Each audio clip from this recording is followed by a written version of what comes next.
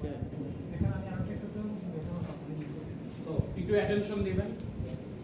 SPL programming language যেটা বলতেছিলাম, SPL হচ্ছে স্ট্রাকচার প্রোগ্রামিং ল্যাঙ্গুয়েজ। আর যদি আমাদের আরেকটা আছে, এটা হচ্ছে আপনার পরবর্তীতে যখন একটা সিনিয়র হবেন সেই ক্ষেত্রে হচ্ছে আপনারা এটা দেখতে পারবেন। সো আমি হচ্ছে আগে লিখি structure programming language.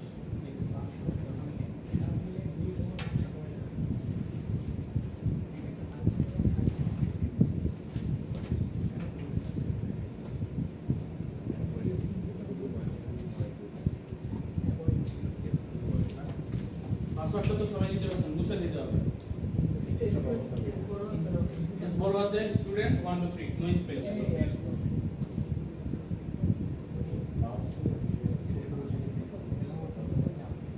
So structure programming language বলতে মেইনলি আমরা যদি বেসিক করব, এই প্রোগ্রামিং ল্যাঙ্গুয়েজে আমাদের প্রোগ্রামিং ল্যাঙ্গুয়েজে অনেকগুলো ল্যাঙ্গুয়েজ থাকে। যেমন আমরা বলতে পারি সি আছে, সি প্লাস প্লাস আছে, সি শার্প আছে, তারপরে হচ্ছে পাইথন আছে, তারপরে আপনি যদি বলেন জাভা আছে, ওইটা হচ্ছে ওপি।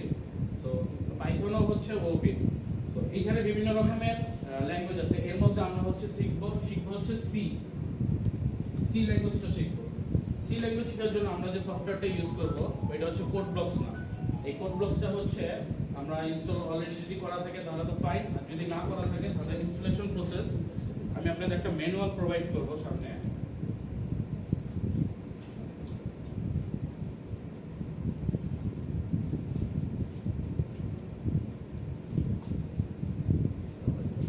ওই ম্যানুয়ালে হচ্ছে আপনাদের এই প্রোগ্রাম কিভাবে কোড ব্লকস ইনস্টল করা লাগে, কোথা থেকে করা লাগে, আপনারা যেহেতু অবশ্যই বাসায় গিয়ে কিছু প্র্যাকটিস করবেন, অবশ্য প্র্যাকটিস না করলে আপনারা পারবেন না। সো ওইটার ইন ডিটেইলস সবকিছু হচ্ছে এই ম্যানুয়ালটাতে দেওয়া থাকবে। ইভেন এরকম থাকবে যে আপনার হচ্ছে কিছু প্রবলেম দেওয়া আছে এখানে অলরেডি ক্রিয়েটেড, এই প্রবলেমগুলো সলিউশন সহ দেওয়া আছে। আপনাদের কাজ হবে এগুলো প্র্যাকটিস করা এবং বুঝে বুঝে প্র্যাকটিস করা যে কিভাবে হচ্ছে। তো এখানে হচ্ছে কোড ব্লকসের একটু ডেফিনেশন দেওয়া আছে আপনাদের। তারপরে কোড ব্লকস আপনি কোথা থেকে ডাউনলোড করবেন এবং কি কি অপারেটিং সিস্টেম সাপোর্ট করে এখানে সবকিছু দেওয়া আছে। ইনস্টলেশন একটা প্রসেসও দেওয়া আছে। আর হচ্ছে এই একটা প্রোগ্রাম আপনি কিভাবে ওপেন করবেন বা প্রোগ্রাম রিস্টার্ট করবো, অবভিয়াসলি আমাদের একটা জায়গায় লিখতে হবে। সো এই ফাইলটাতে আমরা কিভাবে লিখবো বা কিভাবে করবো এই সবকিছুই হচ্ছে এখানে এই ডিটেইলস দেওয়া আছে। তারপরে হচ্ছে সি প্রোগ্রামিং এর কিছু রুলস দেওয়া আছে, সিনট্যাক্স কিভাবে ইউজ করবো, কি কি সিনট্যাক্স আছে। যেহেতু এটা টিউটর ক্লাস হচ্ছে আমরা ডিরেক্ট চলে যাব হচ্ছে গিয়ে প্রোগ্রামে। আমরা হচ্ছে একটু ডেফিনেশন দেখবো হালকা, তারপর হচ্ছে প্রোগ্রামে চলে যাব। সো ফার্স্টে যদি আপনারা একটু ডেফিনেশনে আসেন, প্রিন্টএফ ফাংশনের কাজ হচ্ছে কোনো কিছু প্রিন্ট করা। সাপোজ আপনি একটা সেন্টেন্স লিখছেন, সেন্টেন্সটা হচ্ছে নরমালি আমাদের যখন প্রোগ্রামিং ওয়ার্ডে আমরা স্টার্ট করি আমরা এটাকে বলি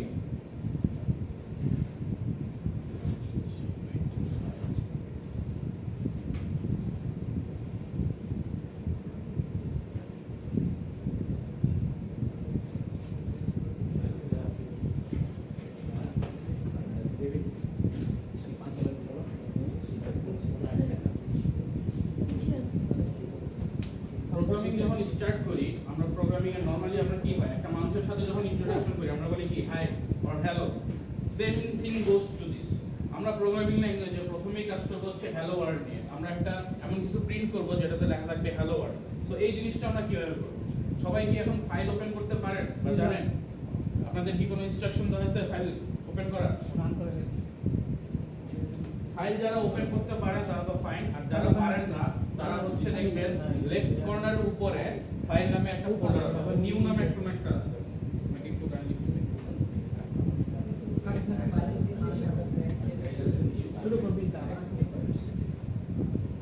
ফাইল নামে হচ্ছে কর্নারে দেখেন একদম লেফটের উপরে লেফট টপে দেখেন ফাইল নামে একটা অপশন আছে। এই অপশনটাতে ক্লিক করবেন। তারপর ফার্স্টে দেখতে পারবেন নিউ এর মধ্যে এমটি ফাইল নামে একটা অপশন আছে, নিউ। তারপরে ভিতরে যাবেন হচ্ছে এমটি ফাইল। আমরা সবাই কি পেয়েছি?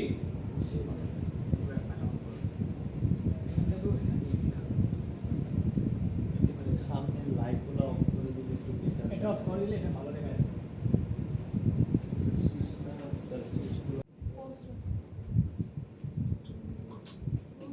দাঁড়ান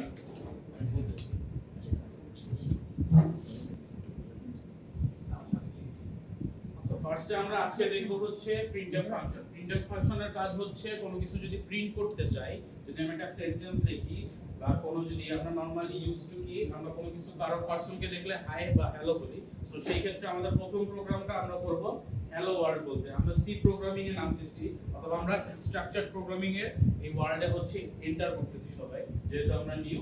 সো এইখানে আমরা সিম্পলি প্রথমে একটা কি করব, হ্যালো ওয়ার্ল্ড প্রিন্ট করব। হ্যালো ওয়ার্ল্ড প্রিন্ট করার জন্য প্রথমে হচ্ছে আমাদের কিছু জিনিস লিখতে হবে। যদি আপনি ধরেন প্রথমে হচ্ছে লিখতে হবে হ্যাশ ইনক্লুড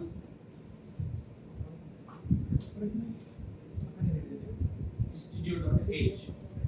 এই জিনিসটা হচ্ছে কি, এটা হচ্ছে আমাদের প্রথম, আমরা যখন সি প্রোগ্রামিং করতে যাব, সি প্রোগ্রামিং এর প্রথমেই হচ্ছে আমাদের লাইব্রেরি হচ্ছে studio.h। এই লাইব্রেরিতে কি হয়, এই যে আপনাদের printf বলেন বা আপনারা যদি কোনো কিছু ইনপুট দিতে চান পরবর্তীতে আরো সিনট্যাক্স লিখবেন, এই সিনট্যাক্স গুলো এই লাইব্রেরির আন্ডার আছে। সো এইটা যদি না লেখেন সেই ক্ষেত্রে এই জিনিসগুলো কাজ করবে না। সো এইটা হচ্ছে আপনাদের স্টুডিও লিব। আর এরপরে হচ্ছে আপনাদের আসবে ইনক্রিমেন্ট। আপনি যখন এই ম্যানুয়ালটা দেখতে পারবেন, অলরেডি একটা ম্যানুয়াল ক্রিয়েট করে আমি এই দিব সামনে। এই ম্যানুয়ালটা দেখবেন যে প্রথমে ইনক্রিমেন্ট বলে একটা হচ্ছে লাইন আছে। সো ইনক্রিমেন্ট কি বলে, মেইনটা হচ্ছে যখন আমি সব সময় কি করি, আমি যখন একটা মিটিং করি আমাদের মেইন গেস্ট যারা তাদেরকে আমরা খুব সম্মানিত করি বা মেইন থেকেই আমরা হচ্ছে কিছু স্টার্ট করি বা মেইনদেরকেই ফার্স্টে হচ্ছে বলি যে কিছু লেকচার দেন বা কিছু আমাদের ভাষণ দেন, এটা দিয়েই আমরা কিন্তু কোনো একটা প্রোগ্রাম শুরু করি, কোনো একটা অনুষ্ঠানে। সেম গোস টু দিস, আমাদের যখন মেইন থাকবে মেইন জিনিসটা দিয়ে শুরু করব। এখানে মেইন বোঝায় একটা ফাংশনের মতো, এটা আমরা আরেকটু ইন ডিটেইলস পরবর্তীতে জানতে পারবো যে ফাংশন কি বা কি রকম। আপাতত জেনে রাখেন যে মেইনই আমরা যে কাজটা করব এই কাজটাই হচ্ছে আমার প্রোগ্রামের শুরুতে রান হবে, অর্থাৎ প্রোগ্রামের শুরুতে এটা থেকেই কাজ হবে। সো মেইনের মধ্যে আমরা কাজ করব কি, যে মেইনের মধ্যে সিম্পল একটা প্রিন্ট করব। প্রিন্ট করার জন্য আমাদের যে ফাংশনটা দরকার ওইটার নাম হচ্ছে printf function.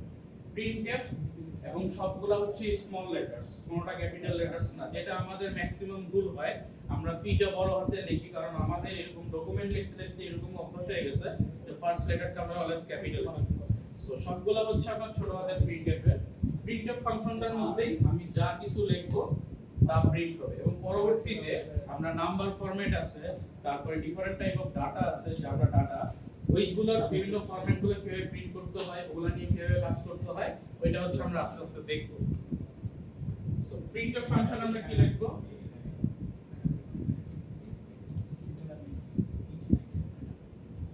Just simple hello world. And এখানে আরেকটা নিয়ম আছে, আমাদের যতগুলো প্রোগ্রামের লাইন লিখতে হবে সবগুলো প্রোগ্রামের লাইনের শেষে একটা করে সেমিকোলন দিতে হবে। সেমিকোলনের সম্বন্ধে আমাদের আইডিয়া আছে। সেমিকোলন কি, সেমিকোলন হচ্ছে এই সিনট্যাক্সটা, এই সিনট্যাক্সটা দেখতে পাচ্ছেন লাস্ট বেঞ্চ থেকে, এই সিনট্যাক্সটা হচ্ছে সেমিকোলন। আমাদের যত প্রোগ্রাম যেগুলো হবে, প্রোগ্রামের যে সিনট্যাক্স থাকবে, এই সিনট্যাক্সের প্রতিটা লাইনের যে প্রোগ্রামগুলো আমরা লিখবো, ফাংশন না যেটা বললাম মেইন, ওইখানে না, যে প্রোগ্রামগুলো আপনি লিখতেছেন, যেমন প্রিন্টএফ লিখতেছেন বা আরো পরবর্তীতে দেখবেন যে রিটার্ন লিখবো, রিটার্ন 0 একটা লেখা লাগবে। রিটার্ন 0টা আমরা আরেকটু ইন ডিটেইলস ফাংশনে গেলে বুঝতে পারবো। এখন মনে করেন যে বাই ডিফল্ট রিটার্ন 0টা লেখা লাগবে। তো ওই যে কমান্ডগুলো লিখতেছি আমরা এই এটার ভিতরে, ওই কমান্ডগুলোর মধ্যে লাস্টে আমাদের একটা সেমিকোলন লিখতে হবে। সেমিকোলন যদি আমরা না লিখি তাহলে হচ্ছে আমাদের এরর দিবে। আপনাদের এরকম এক্সামে কোশ্চেন করতে পারে যে আপনি যদি একটা লাইনের শেষে সেমিকোলন না দেন সেই ক্ষেত্রে কি হইতে পারে। তো সেই ক্ষেত্রে আপনারা বলবেন সিম্পল যে সেমিকোলন যদি না দেওয়া হয় তাহলে হচ্ছে কি এখানে এরর দিতে পারে। তো আপনার এখানে এরর যদি না দেয় তার জন্য আপনারা সেমিকোলন দিবেন, আর পরবর্তীতে হচ্ছে রিটার্ন 0 দিবেন। রিটার্ন 0টা আমরা কেন দেওয়া হয় এটা আমরা হচ্ছে আরেকটু ইন ডিটেইলসে যখন আমরা ফাংশন নিয়ে পড়ব তখন আমরা বুঝতে পারবো যে রিটার্নটা কেন দেওয়া হয়। সো আমাদের হচ্ছে প্রথম প্রোগ্রাম শেষ, এইটুকুই আমাদের প্রোগ্রাম। এইখানে আমরা যদি এই জিনিসটা এক্সিকিউট করি আমাদের এখন দেখবেন যে প্রিন্ট ওয়ার্ল্ড নামে একটা ফাংশন প্রিন্ট হবে, একটা লাইন প্রিন্ট হবে আমাদের কনসোলে। কনসোল কোনটা বলছি। সো এখন আমি একটু কোড ব্লকসের একটু ভিউ সম্পর্কে আপনাদের আইডিয়া দেই। আমরা তো প্রোগ্রামের প্রথম প্রোগ্রামটা দেখলাম, কোড ব্লকসে কি হবে। নিউ ফাইলটা কি সবাই খুলতে পারছেন? হ্যাঁ। এমন কেউ কি বাদ আছেন যে নিউ ফাইল খুলতে পারেন নাই? যদি নিউ ফাইল খোলা হয়ে থাকে তাহলে সেখানে এই ফাইলটা আপনারা একটা সেভ করবেন, একটা একটা ডিরেক্টরিতে দেখেন এখানে সেভ অপশন আছে অথবা কন্ট্রোল এস টিপ দিলে আসবে কন্ট্রোলটা তো চিনেন কিবোর্ডে স্যার এখানে নিউ ফোল্ডার কি খুলতে হবে? নিউ ফোল্ডার খোলার দরকার নেই আপনি যে কোনো ডিরেক্টরিতে সেভ করতে পারবেন আপনারা যদি চান একটা ফোল্ডারের মধ্যে রাখতে পারেন অথবা আপনি এই কাজটা করতে পারেন যেহেতু বসতেছেন সবাই কাজ করতেছেন আপনি একটা ফোল্ডার দেন SPL সেকশন A ওইটা SPL সেকশন A ওইটা দিয়ে আপনি একটা খুলতে পারেন ফোল্ডার স্পেস দেবেন না স্পেস অনেক সময় সমস্যা হতে পারে আবার যদি স্পেস ছাড়া করেন ওই ফোল্ডার মধ্যে আপনারা হচ্ছে আপনাদের এই প্রোগ্রামটা সেভ করবেন আপনারা যদি লেফট সাইডে দেখবেন ফাইলের মধ্যে যখন ফাইল অপশনটা ক্লিক করবেন যেভাবে নিউ ফাইল করছেন ওই ফাইল অপশন ক্লিক করলে এখানে দেখবেন সেভের একটা অপশন আছে ফাইলে ক্লিক করলে দেখবেন সেভ নামে একটা অপশন আছে ওই অপশনটাতে ক্লিক করবেন ওইখানে পরে আপনি একটা ডিরেক্টরিতে এই প্রোগ্রামটা সেভ করবেন যদি সেভ হয়ে যায় আমাকে একটু বলবেন জাস্ট কমপ্লিট হয়ে গেছে সেভ করে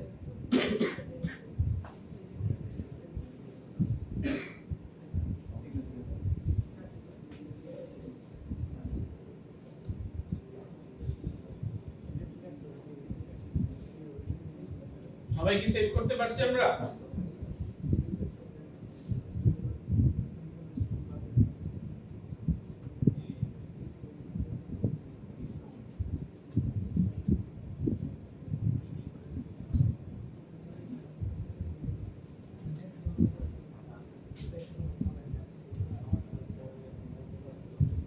সেভ হয়েছে সবার সেভ না হলে কিন্তু প্রোগ্রাম রান হবে না আপনাদের সেভ করতে পারছেন ওকে যদি সেভ হয়ে থাকে তাহলে আমি নেক্সট স্টেপে গেলাম এইখানে আমাকে একটু অ্যাটেনশন দিবেন একটু প্রোগ্রামটা থামান আপনারা একটু অ্যাটেনশন দেন এখানে আমরা যখন একটা প্রোগ্রাম রান করি প্রোগ্রামটা কিভাবে রান হয় তার আমি একটা সিম্পল আইডিয়া দিই আমাদের এখানে কিছু কম্পোনেন্টস আছে কম্পিউটারের মধ্যে আপনারা জানেন র‍্যাম আছে রোম আছে তারপর হচ্ছে আমাদের হার্ড ডিস্ক আছে সো এই প্রোগ্রামগুলো কিভাবে কাজ করে আপনারা বাইনারি নাম্বার সম্বন্ধে তো সবার আইডিয়া আছে সো আপনি যখন একটা প্রোগ্রাম এখান থেকে লেখেন এবং এক্সিকিউট দেন বা আপনি হচ্ছে রান করতে চান সেই প্রোগ্রামটা প্রথমে বাইনারি হিসেবে আপনি 0101 এ মেশিন ল্যাঙ্গুয়েজে কনভার্ট হয় মেশিন ল্যাঙ্গুয়েজে কনভার্ট করে এটা হচ্ছে কম্পাইলার আছে সেই কম্পাইলারটা হচ্ছে আপনার রান টাইমে মেশিন ল্যাঙ্গুয়েজে কনভার্ট করে এন্ড দেন ইন্টারপ্রিটার বলে আরেকটা জিনিস আছে ইন্টারপ্রিটারটা হচ্ছে আপনার যে আউটপুট সেই আউটপুটটা দেখায় সো এখানে দুইটা স্টেপে কাজ হয় একটা হচ্ছে কম্পাইলার আর একটা হচ্ছে ইন্টারপ্রিটার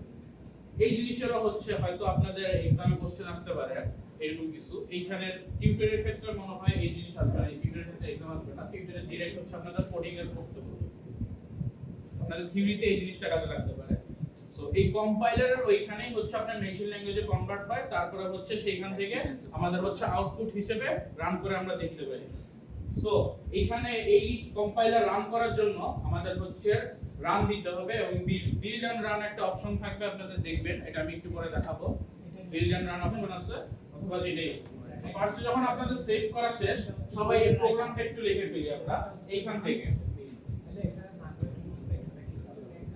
এই যে #include stu.h এইখান থেকে আমরা সবাই প্রোগ্রামটা একটু লিখে ফেলি এখানে সাদা অপশন যেখানে দেখতে পাচ্ছেন যে নোটপ্যাড টাইপের ওই জায়গাটাতে আপনাদের এই জিনিসটা লিখতে হবে আপনাদের লেখা আছে লেখা হলে দেখেন যে বিল্ড এন্ড রান নামে একটা অপশন আছে উপরে অনেকগুলো আছে স্যার আমি ওগুলো আগে লিখছিলাম ঠিক আছে আমরা আমার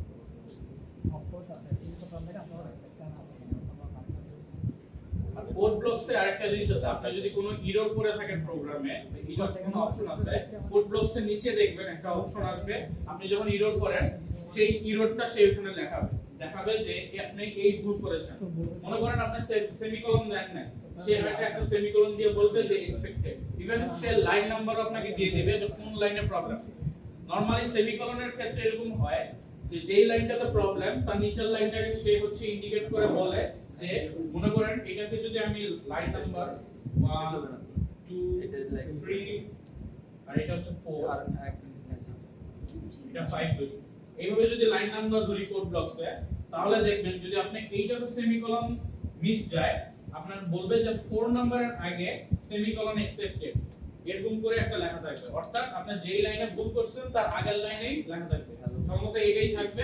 সেমিকোলনের ক্ষেত্রে এটা হয়। আর অন্যান্য এররের ক্ষেত্রে সেই এররগুলো দেখা যাবে, যেমন আপনি ম্যাক্সিমাম এসপিএলএম আমরা যেটা ভুল করে দেখি সেটা হচ্ছে প্রিন্টএফ যখন লিখতে যাই পিটা আমরা বড় হাতে লিখে ফেলি। সো ওই ক্ষেত্রে আপনি দেখবেন যে পিটা যে বড় হাতে লিখছেন সে প্রিন্টএফ দিয়ে বলবে যে এক্স্যাক্টলি কিছু বুঝতে পারতেছে না। সো সেই ক্ষেত্রে লাইন নাম্বারগুলো ঠিক থাকবে। এই এররগুলো আমরা আস্তে আস্তে দেখবো আর বুঝতে চেষ্টা করবো যে এররগুলো কি। যখন আমরা আস্তে আস্তে আগাবো এররগুলো আমরা বুঝতে পারবো যে এইটা বলতে এইটা।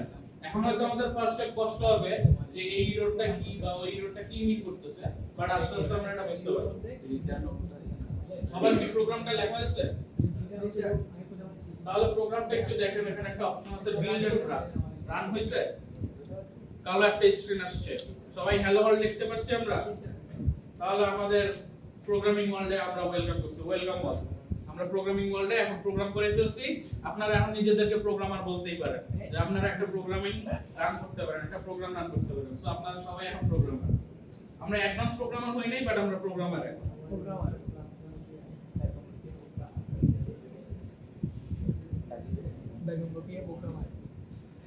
নেক্সট আপনাদের এখন একটা আমি হালকা টাস্ক দিব, সেই টাস্কটা হবে যে আপনি হচ্ছে আপনার নেমটা প্রিন্ট করবেন। আমরা এখন হ্যালো ওয়ার্ল্ড প্রিন্ট করছি, আমরা হচ্ছে এখন নেমটা প্রিন্ট করব। সবাই এখন এই জিনিসটা আমি দেখাবো না, সবাই এখন এইটার অনুযায়ী আপনাদের নামটা প্রিন্ট করবেন। হ্যালো ওয়ার্ল্ড কেটে নিউ ফাইল থেকে নাকি নিউ ফাইল থেকে না, এটা ক্রপ করে লিখে দেব স্যার। ক্রপ করে লিখলে তো এটা হচ্ছে চিটিং হয়ে যায় কাইন্ড অফ। আপনারা নিউ লেখেন, নিউ না লিখলে আপনারা লিখতে পারবেন না, মানে বুঝতে পারবেন না কথা বলতে। আপনারা এটা পুরোটা নতুন একটা ফাইল ক্রিয়েট করেন, ফাইল ক্রিয়েট করে ওইটার নাম দেন ইওর নেম দিয়ে সবাই নিজের নামটা লেখেন। নতুন ফাইল ক্রিয়েট করবেন,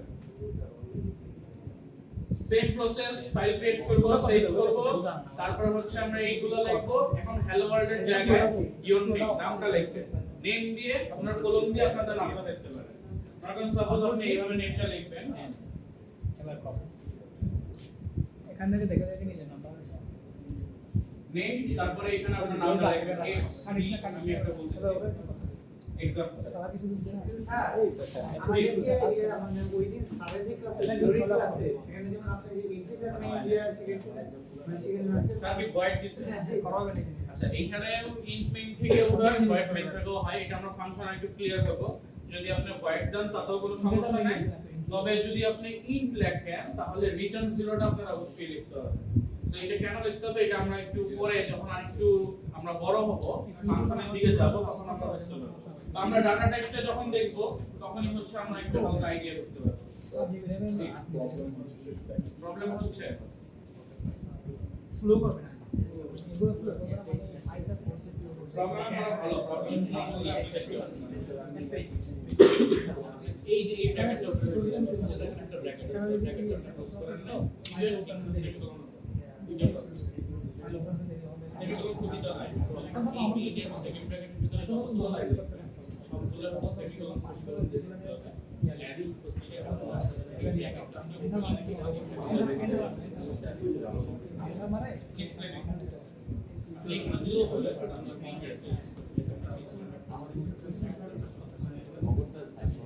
তিন নাম্বার লাগে তারপর আবার তো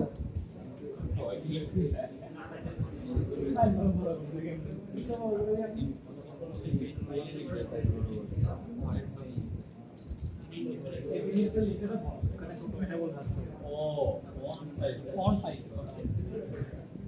এই বড়া কাট কাট